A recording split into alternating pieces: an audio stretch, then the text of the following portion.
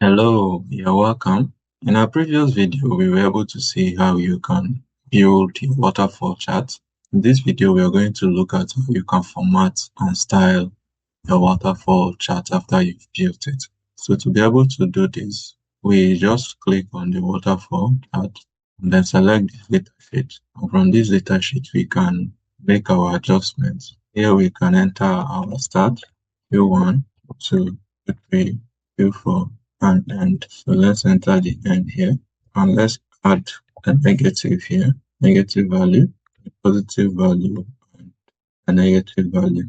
If we come to our chart, you can see how it looks. Let's change this. Let me enter 10 here. This should be -2. Okay. So you can see that here there's nothing that shows us what is negative and what is positive from what we are looking at here. So there are ways we can format this to demonstrate the positive and the negatives. Already we know that 2 is negative, so we can start with these two. We click on it, and so once we click on these two, we are going to select from here and change it to -2.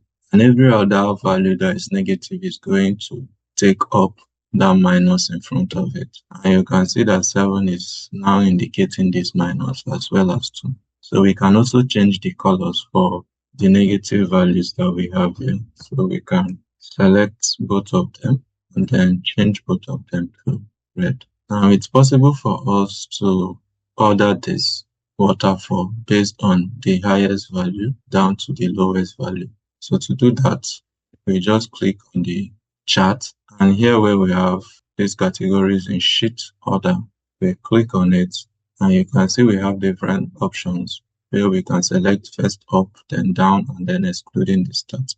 In this case, let's select this first up, then down, and excluding start. And you can see it builds up from the highest down to the lowest. So we know from here that where we made the highest is in Q3 and the lowest is in Q2. So this is a way we can perform ordering in our waterfall chart. And this is also part of the formatting and styling of our waterfall chart. These are actually few tricks you can use to format your waterfall chart when you are working with waterfall charts. And I hope you've been able to find this video helpful. Please, if you have, kindly like, share, and subscribe to our channel. Thank you, and I'll see you in the next one.